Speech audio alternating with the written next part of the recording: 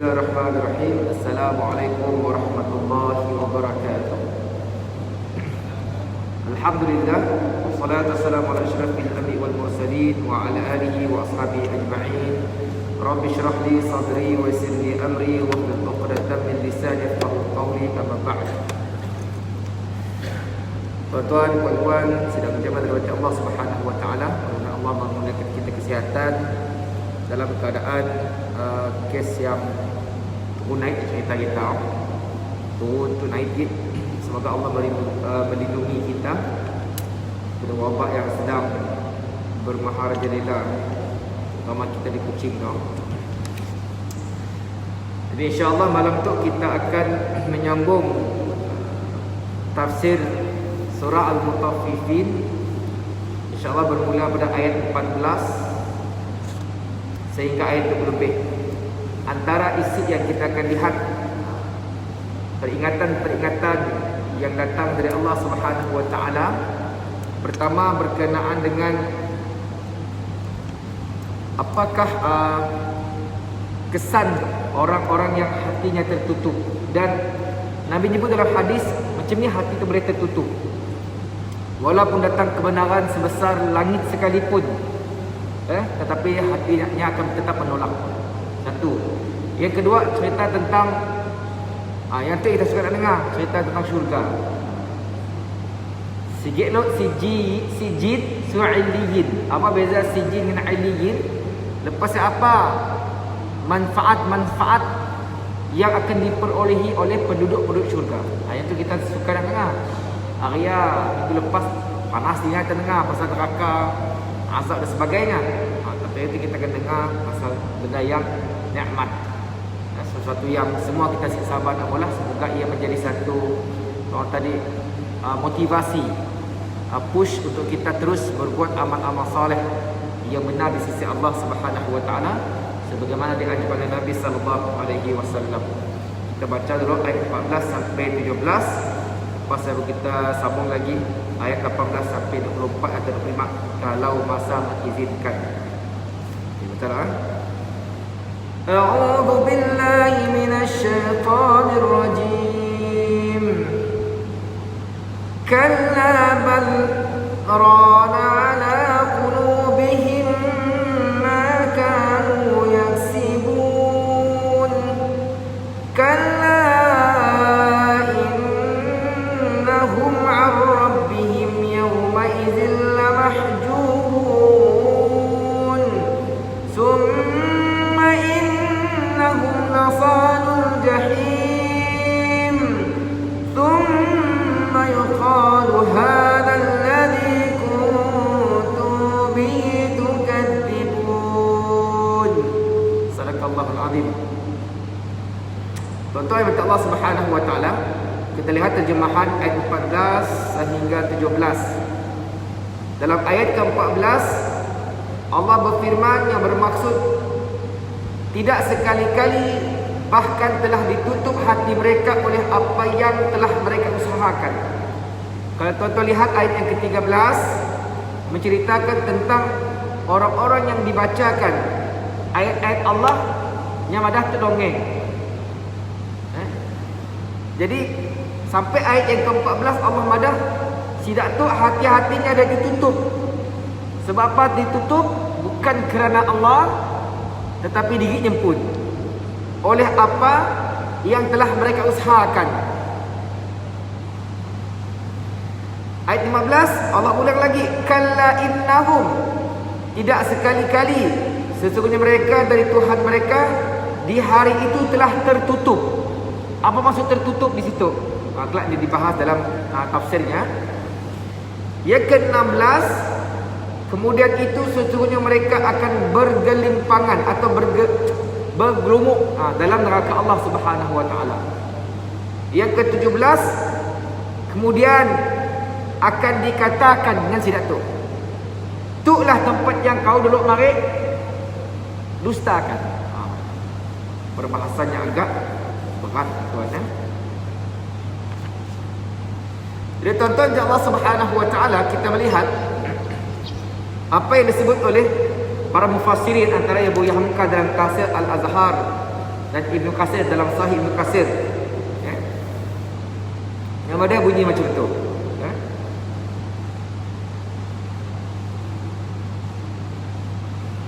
Tidaklah sekali-kali pendakwaan mereka bahawa kebenaran yang dibawa oleh rasul-rasul itu adalah dongeng belaka.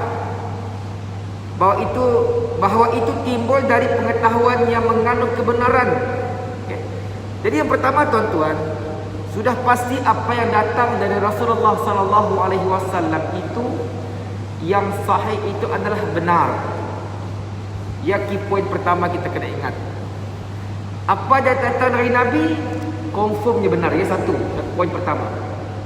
Cuma kena diingat mutaakhir tu kita yang jauh dari Rasulullah, kurang belajar tentang hadis, berapa nak faham. Kadang-kadang buku-buku pun banyak yang ada yang kurang tepat, maka ada berlaku timbul hadis-hadis palsu, timbul hadis-hadis yang dhaif teruk. Maka bila cerita kepada benar, si benar cerita lain. Bermaksud kena itu kena berhati-hati. Ada juga cerita daripada Nabi, ia telah dimanipulate atas pelbagai sebab. Jadi yang asalnya betul, Allah dan Rasul membawa kita ke jalan yang benar. Dan kita tahu juga di akhirat Allah nak kita tu berada pada jalan orang yang rami, tetapi jalan kebenaran. Ini saja poin nombor 1. Dan pada ayat ke-14 dikatakan telah ditutup hati mereka oleh apa yang mereka usahakan. Perkataan ra'ana. Kalau tuan-tuan dengar ayat ke-14 ya, kallabal rana ala qulubihim ma kanu yaksibun. Ada saktah siap. Maksudnya kena berhenti tanpa nafas satu alif. Maksudnya perkaranya bukanlah seperti dugaan mereka dan bukanlah sebagaimana ucapan mereka, bahkan bahawa Al-Quran hanyalah dongeng. Jadi Sidak tu menolak Al-Quran kerana hatinya telah gelap, hatinya hitam, hatinya tertutup dengan dosa-dosa, perbuatan-perbuatan salah yang dilakukan. Dalam dua hadis yang diimbak dalam tafsir Al-Azhar Nyamadah, dalam satu hadis an Abi Hurairah radhiyallahu anhu qala Rasulullah sallallahu alaihi wasallam innal mu'mina idza adnaba kanat nuqtatun sauda fil qalbihi fa in taba wa fir'a wastaghfara saqula qalbuhu fa in zadatu hatta ta'luwa qalbahu wa dzakran alladhi dzakara Allah fil Quran. Rahul Imam Ahmad. Daripada Abu Hurairah radhiyallahu an katanya bahwa dia, yakni berkata Rasulullah sallallahu alaihi wasallam, sesungguhnya seseorang mukmin bila berbuat dosa terjadilah satu titik hitam pada hatinya. Walau salah dosa sikit titik hitam. Maka jika dia bertaubat dan mencabut diri dari dosa itu dan segera memohon keampunan kepada Allah, hapuslah titik hitam itu. Jika tidak, bertambah dosanya, bertambah pula lah titik itu. Itulah dikatakan perkataan rana ini yang disebut oleh Allah dalam Quran itu. Sama juga dalam satu hadis yang nyebut hampir sama, izal abdan idza aznaba dhanban kanat nuqtatu sauda'u fil qalbi. Itu riwayat lain, Tirmizi, Nasa'i, Ibnu Majah, dari riwayat Ahmad. Fa in taba minha thuqila qalbuhu wa in zadat fadzalika qaulullah kalla bal rana ala qulubihim ma kanu yaksibun. Sama juga. Pola segi dosa sikit titik hitam. Olah lagi, tambah lagi. Maka bila banyak dosa, gelap hati tuan-tuan, orang pada macam ni pun dia akan tulak. Mbaklah ayat neraka kah, ayat pada mahsyar kah, ayat tentang azab kah, ini saya akan dengar. Sebab hatinya dah tertutup, tuan-tuan. Jadi dalam konteks macam tu, hati tu mau dipelihara.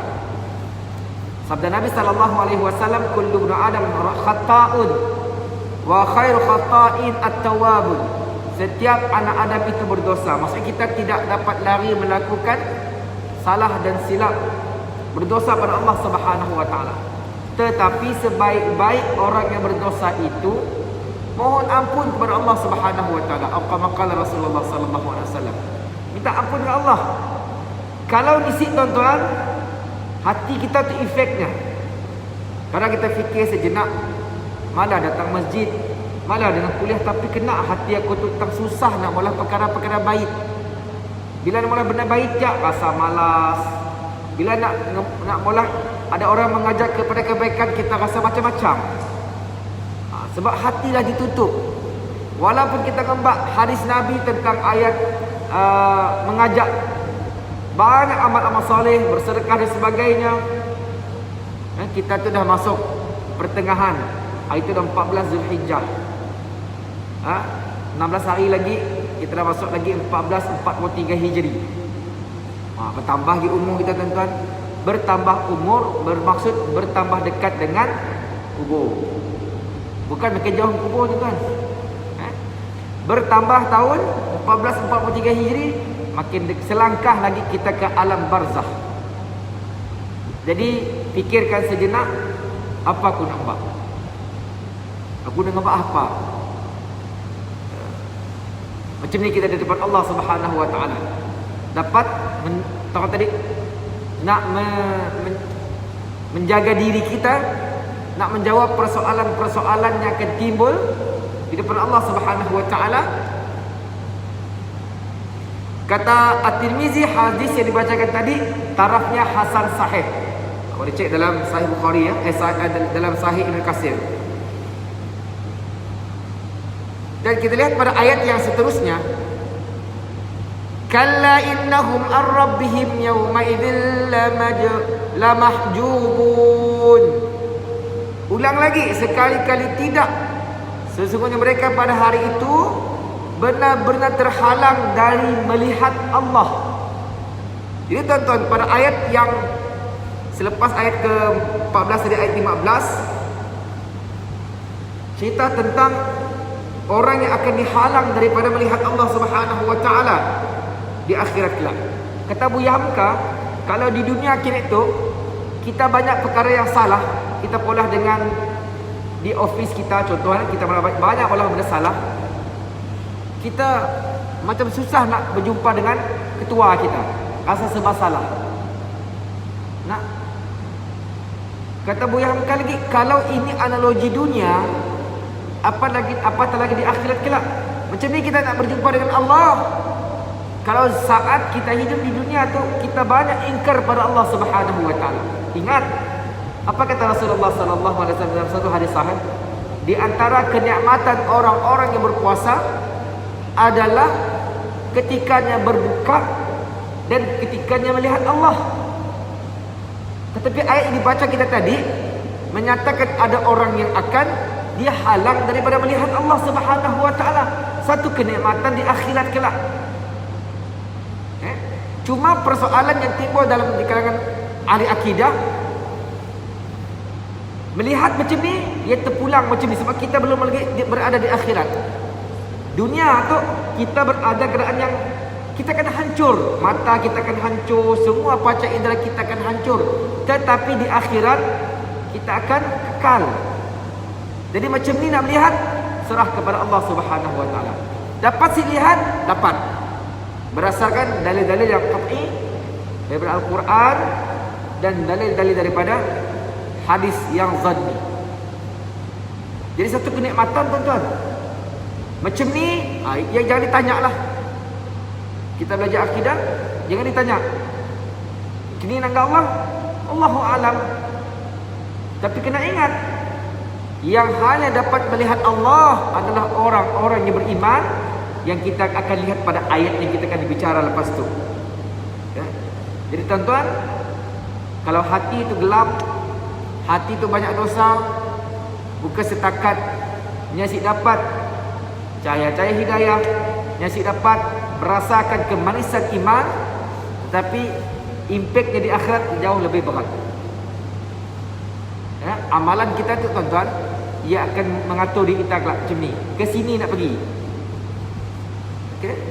Dan pada ayat yang ke-16 Allah berfirman, iaitu setelah jelas bahawa usaha-usaha kepada jalan yang melanggar batas-batas yang ditentukan Allah menyebabkan hati tertutup, dan selanjutnya tertutup pula buat dapat menghadap Allah Subhanahu wa taala. Seperti mana firman pada ayat 16, sesungguhnya mereka akan bergelimpangan, mereka akan berkumpul di dalam neraka Allah Subhanahu wa taala.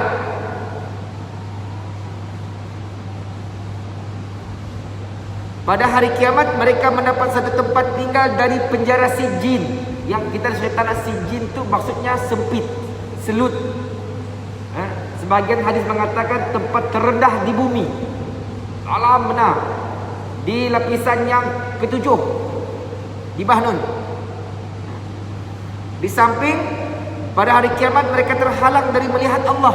Dah je berada di bah benar, lepas ni dapat nangga Allah Subhanahu wa taala. Imam Abu Abdullah Asy-Syafi'i berkata, dalam ayat ini terdapat satu dalil bahawa orang-orang yang beriman akan dapat melihat Allah Subhanahu wa taala. Satu kenikmatan, tuan-tuan.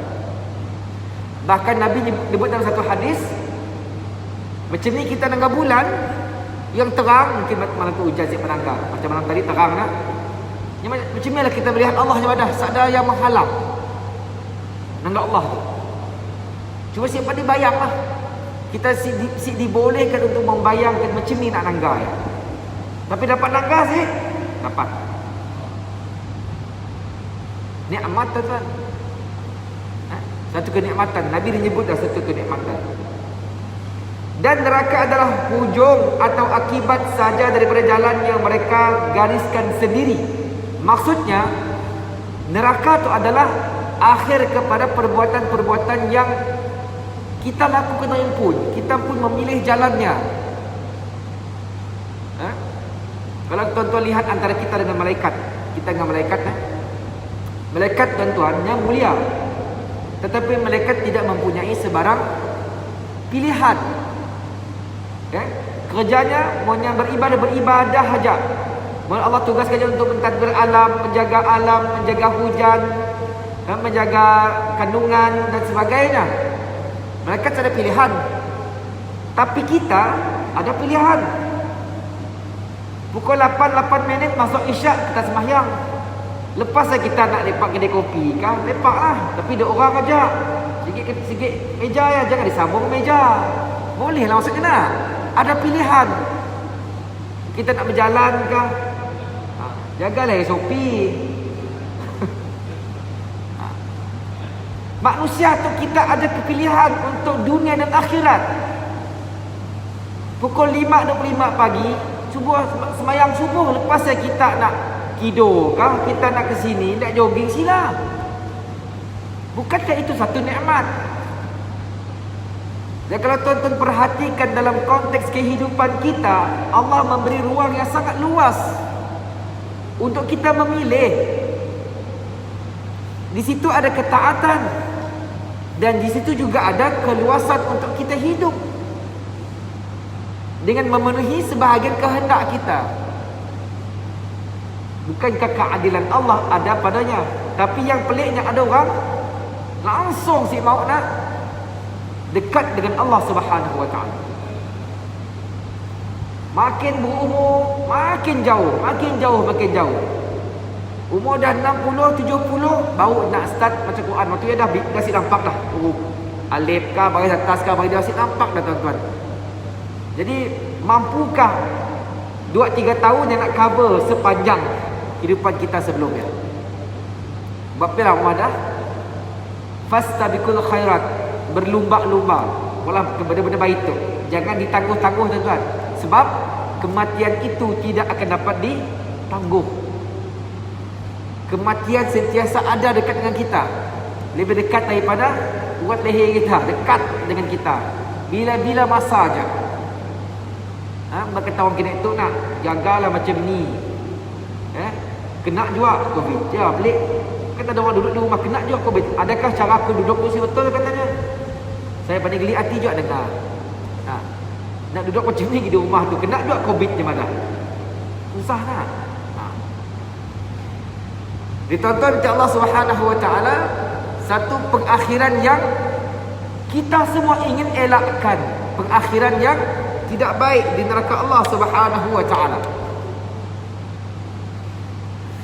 Summa innahum lasalul jahim.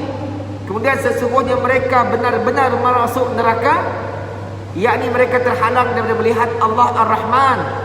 Mereka juga termasuk dalam penghuni neraka. Summa yuqalu hadzal ladzi kuntum bihi tukazzibun. Kemudian dikatakan kepada mereka, inilah azab yang dolok marik kita orang kata bulat. Yang dolok marik kita orang pada benda tu hanya dusta.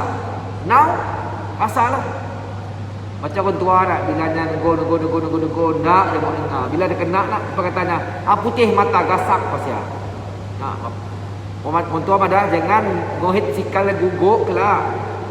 3-4 kali orang tua madah. Olah juga bila ada guguk nak ada luka jahit orang tua. Zaman dulu mari orang tua apa ditarik mata tu putih mata dia dah. Sakitlah. Nak putih mata sakit. Tanggung impun lah. Jadi adakah kita bila sampai ke tahap macam tu, waktu dunia tu dengar Quran, dengar hadis, tapi dalam kehidupan di luar masjid macam ya juga si pandai nak ngatur dari impun. Jadi kalau kita fikir sejenak, apa lagi? Dari tadi dah dijawab. Mungkin hati kita hitam, maka bertaubat tuan-tuan, malam-malam hari bangun menangis kepada Allah Subhanahu Wa Taala. Si perlulah nak dirakam pula live, si perlu. Bangun tahajud rakam, ya Allah dengan nangis, si perlu rakam. Kita bangun tahajud dengan nangis kepada Allah ya antara kita dengan Allah Subhanahu Wa Taala. Sedih-sedih depan Allah mengaku kesalahan kita tuan-tuan, banyak dosa kita. Dengan memohon keampunan, bertaubat. Jangan nunggu bila masjid ada bola salat sunat taubat baru nak bertaubat, jangan. Dengar jiran sebelah ada yang meninggal, baru nak bertaubat. Dengar adik-beradik ada yang meninggal, baru nak berubah bertaubat. Jangan ditunggu tuan-tuan. Jangan tahu tadi bagi orang dah nak berak baru gali lubang. Ni dah kejerut dah lubang gali isi betul kata orang tua dah mari nak. Jangan dah nak berak baru gali lubang. Gali lubang siap-siap baru berak. Sediakan payung sebelum hujan. Kita dah tahu tentang neraka tu, maka get ready. Sentiasa bersedia tuan-tuan. Hari-hari bila beribadah rasakan ia adalah saat terakhir. Bila bekerja rasa lagi panjang umur kita. Okey, kita pergi pada ayat yang seterusnya 18 sampai 25 atau 24 insya-Allah. A'udzu billahi minasy syaithanir rajim. Kalla inna kitabal abrar lafi 'illin wa ma adraka ma 'illiyun kitabun marqum yashhaduhu al-muqarrabun innal abrara lafi na'im 'ala al-ara'iki yanzurun ta'rifu fi wujuhihim nadratan na'im yusqawna min rahiqin makhtum. Sadaqallahul azim. Yang bermaksud sekali-kali tidak, sesungguhnya kitab orang-orang yang berbakti itu tersimpan dalam illiyin. Berbeza dengan sijin, itu illiyin. Tahukah kamu apakah itu illiyin? Yaitu kitab yang bertulis, yang disaksikan oleh malaikat-malaikat yang didekatkan kepada Allah. Sesungguhnya orang yang berbakti itu benar-benar berada dalam kenikmatan yang besar, yakni di syurga. Mereka duduk di atas singgasan atau macam tempat-tempat duduk macam pelamin lah. sambil memandang. Kamu dapat mengetahui dari wajah mereka kesenangan hidup mereka yang penuh nikmat. Mereka diberi minum dari arak murni yang khas di syurga kelak. Itu cerita tentang kelebihan, yakni nikmat syurga yang kita semua nak masuk, tuan-tuan. Nabi dah nak. Syurga itu sesuatu yang saya pernah ditangga, sesuatu yang saya pernah didengar, sesuatu yang saya pernah terfikir oleh akal. Tetapi kita nak masuk ke dalamnya, maka usaha kita kena ada. Nabi nyuruh kita minta syurga, tuan-tuan. Minta syurga, jangan si minta syurga, minta. Nabi nyuruh kita minta. Memang kita tu beribadah kerana Allah, tapi kita tahu kehidupan di syurga kelak adalah kehidupan yang kekal abadi. Kita lihat apa perbahasan. Perkataan kalla pada pangkal ayat ke-18 yang di tempat lain dapat diartikan sebagai satu pengingkaran. Jadi ayat dalam Al-Quran tu siapa di terjemahan kita direct yang ikut tafsir.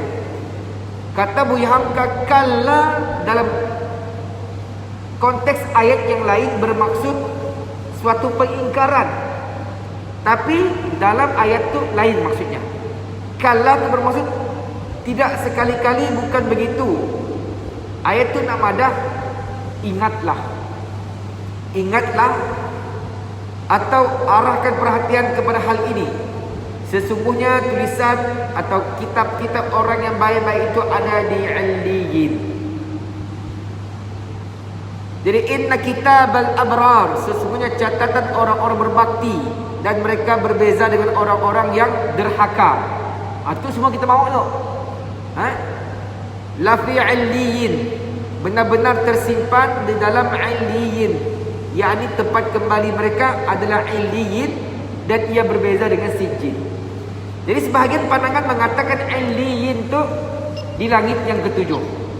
Ada sebahagian mengatakan Illiyin tu di Sidratul Muntaha. Apapun tuan-tuan kita nak ada, kitab amal soleh tu berada di tempat yang tinggi. Di dalam 4 ayat ini dijelaskan bahawasanya catatan amal dan usaha dari orang-orang yang berbuat baik pada masa hidupnya di dunia dicatat pula amalannya. Dicatat amalannya, dipelihara baik-baik, diletakkan di tempat yang tertinggi dan termulia.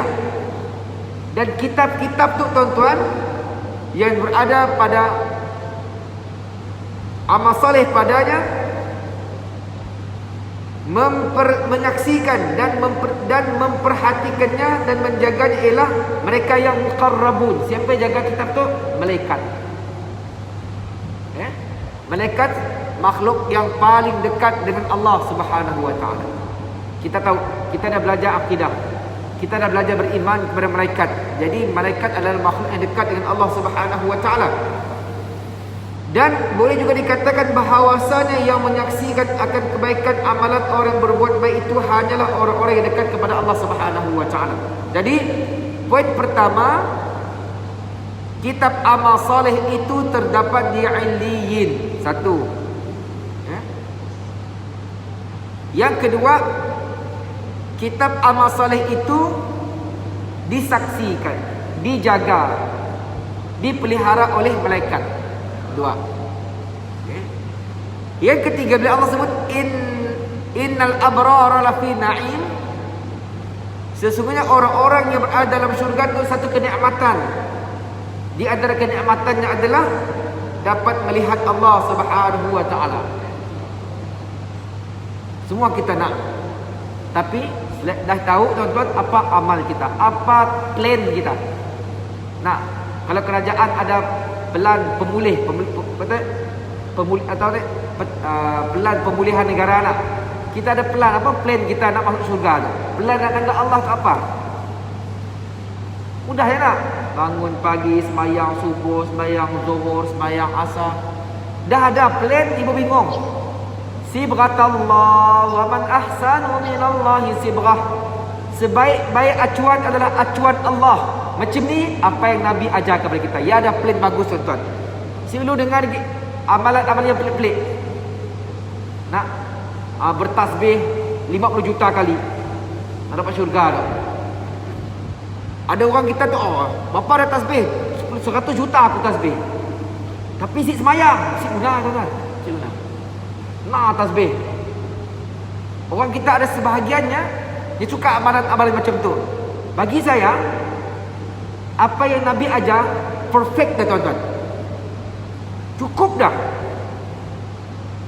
Basic nak jaga 5 waktu.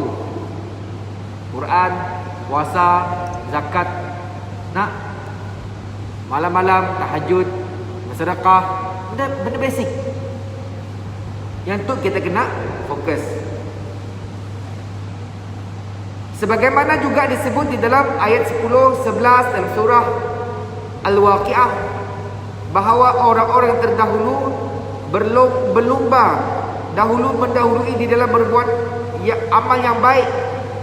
Orang-orang itulah yang dimasukkan Allah dalam golongan muqarrabun.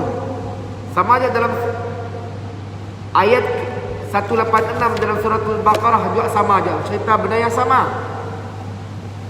Allah menunjukkan jalan bahawasanya orang yang selalu menyediakan diri menyambut seruan Allah, maka dekatlah Allah dari diri. Tuan-tuan, setiap hari kita perlu memikirkan apakah amal-amal yang kita lakukan untuk mendekatkan diri kita kepada Allah Subhanahu wa taala. Selalunya kita tu dah mula berfikir apa yang kita tulis di Facebook, apa yang kita lafazkan ketika live, adakah ia mendekatkan diri kita kepada Allah ataupun ia menjarakkan diri kita kepada Allah Subhanahu wa taala. Setiap hari kita kena fikir apa lagi.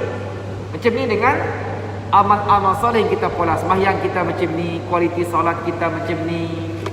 Kita tu dah makin dekat ujung dah umur kita. Macam ni dengan sedekah kita. Macam ni dengan amalan-amalan yang telah diajar oleh Nabi SAW. Benda macam ni kena fikir hari-hari supaya makin dekat dengan Allah Subhanahu wa taala. Kita nafikan ada orang rakan-rakan kita makin hari makin jauh dengan Allah Subhanahu wa taala. Seolah-olahnya rasanya tu sikan mati. Nah, kumpul duit. Bila ada banyak duit tuan-tuan takut nak mati. Tidak, bila duit dah banyak, si sempat nak merasa ujung-ujung dapat kewaris, dapat ke bini, dapat ke anak, dia sempat merasa. Nah, kita tu bila ada umur 50, 60 dah pencen, duit banyak, nak renovate rumah.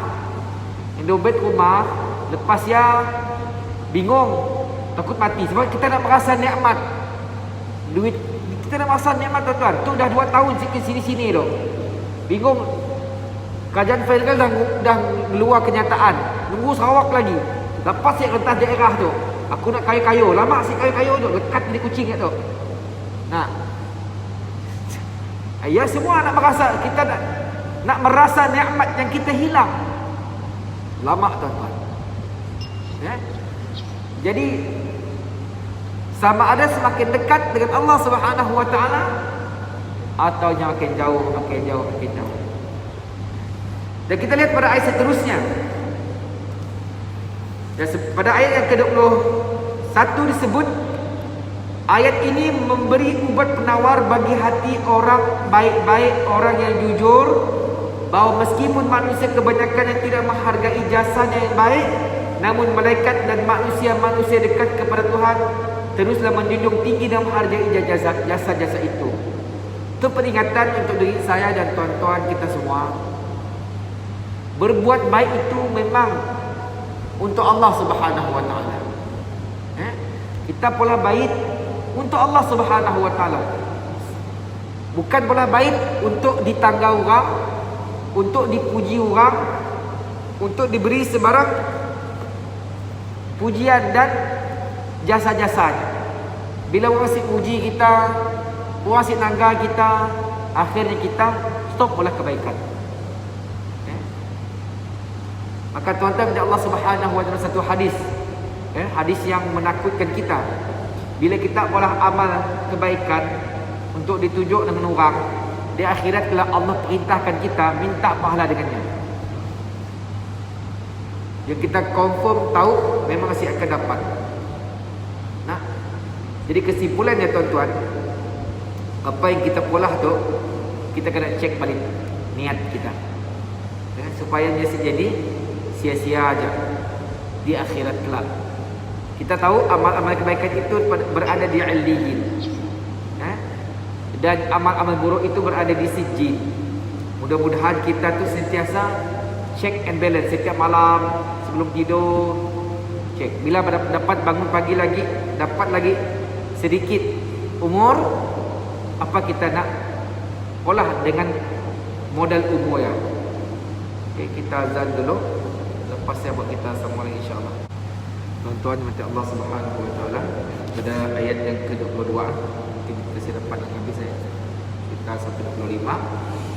Cuma bila Allah sebut innal abrara lafi na'im, sesungguhnya orang-orang berbakti benar-benar berada dalam syurga yang penuh dengan kenikmatan. Jadi kita tahu kenikmatan di syurga itu kenikmatan yang tidak dapat dibandingkan dengan kenikmatan dunia. Kalau di dunia pun kita dah rasa tuan-tuan, bila umur kita dah, bila kita dah kerja lama lah 10 tahun, 15 tahun, gaji kita dah makin stabil, kehidupan dah makin okey, anak-anak dah bagus, kita rasa nikmat tuan-tuan, cukup rumah, kereta apa aja, nak makan apa sebut je, nak pergi sini padah aja, kelak lah dah masa 3 masa 4 tu dah dapat lagi. Jadi semua dah dapat tuan-tuan, kita dah rasa nikmat sehingga kita rasa sayang gila nak tinggal dunia tu. Tapi kena ingat, nikmat di syurga jauh lebih daripada yang satu atau perbandingan yang akan wujud di dunia tu. Tak ada lagi ibadah, tak ada lagi apa-apa, semuanya hanya enjoy je tuan-tuan. Kena tu ada orang nanya, ustaz, orang nak kahwin tu macam ni tu, ada khusus kah? Oh, tu belum ada lagi cari semula khusus kau dulu. Siapa nak kahwin ustaz? Ni nak kawan dah lama nunggu, tapi siapa kahwin. Jadi kenikmatan dunia tuan-tuan yang ada batas, ada had. Tapi di syurga there are no limit. Di tuan-tuan Allah Subhanahu wa taala, daripada apa yang kita bincang ayat 14 sehingga ayat yang ke 22. Pertama tuan-tuan, ingatlah apa yang datang daripada Allah, Quran, datang daripada hadis yang sahih Rasulullah sallallahu alaihi wasallam, maka jangan kita madah benda yang si betul atau kita si suka, walaupun nafsu kita tu menghalang. Terimalah tuan-tuan. Dan kalau kita rasa si selesa, maka perbanyakkanlah istighfar. Minta ampun supaya dosa-dosa tu akan terhapus. Dosa kecil terhapus dengan amalan-amalan kebaikan, tapi dosa besar terhapus dengan taubat, taubatan nasuha.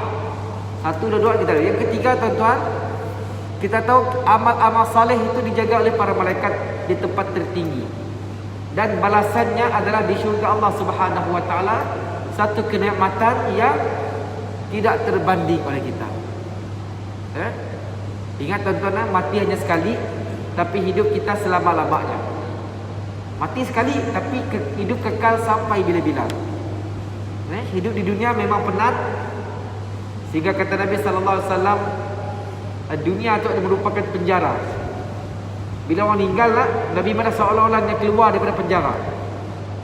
Dunia itu memenjarakan kita. Bila kita mati, maka kita bebas. Waktu ialah kita lihat apa yang berlaku dengan diri masing-masing. InsyaAllah pada minggu depan, kalau ada arahan menintang, kita akan sambung perbincangan apa lagi kenikmatan syurga yang Allah sebut daripada ayat ke-23 sampai ayat 28 insya-Allah. Jadi kita tanggung dulu, kita kuliah dulu dengan tasbih kafarah dan surah Al-As. Allah mengampuni kita, merahmati kita insya-Allah. Bismillahirrahmanirrahim. Wal 'asr innal insana lafi khusr illa allazina amanu wa 'amilus solihat wa tawassaw bil haqq wa tawassaw bis sabr. Subhanakallah bihamdika asyhadu an la ilaha illa anta astaghfiruka wa atubu ilaik. Allahumma ya Allah ya Rahman, kami bermohon minta kepada-Mu agar Engkau berkatilah majelis ilmu yang kami adakan ini. Perpisahan kami selepas ini, perbiarkan Engkau berkati dan Engkau pelihara. Allahumma ya Allah, ampunkan dosa-dosa kami ya Allah. Semoga kami sentiasa berada pada jalan-jalan iman, jalan-jalan istiqamah dalam berbuat amal-amal kebaikan. Semoga setiap kebaikan-kebaikan kami itu akan dekatkan kami lebih lagi kepada-Mu dan dekat dengan syurga-Mu ya Allah. Allahumma ya Allah, lindungilah diri kami, keluarga kami, adik kakak kami daripada wabak wabak yang amat kami risau dan takutkan ini, ya Allah. Semoga setiap amal kebaikan kami mampu menjauhkan kami daripada segala kemaksiatan dan kemungkaran yang boleh mendatangkan azab yang keras di dunia, lebih-lebih lagi di akhirat. Wa sallallahu ala sayyidina Muhammad wa ala alihi wa sahbihi wa baraka wa sallam walhamdulillahi rabbil alamin. Ampun dan maaf atas kekurangan. Terima kasih atas perhatian. Assalamualaikum warahmatullahi wabarakatuh.